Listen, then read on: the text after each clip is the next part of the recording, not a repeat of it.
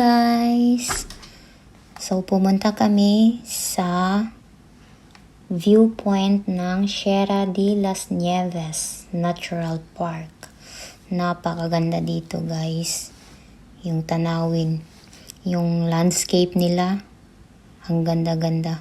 Parang sinadya talagang ihanay yung mga bato. At ito naman ang Ronda guys. Ito ay syudad na matatagpuan sa tuktok ng bundok sa Spain.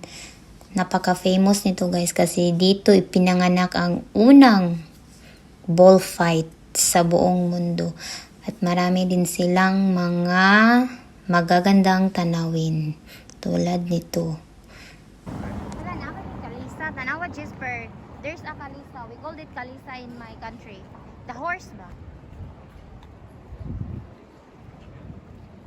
Nice kayo ang ilang flowers.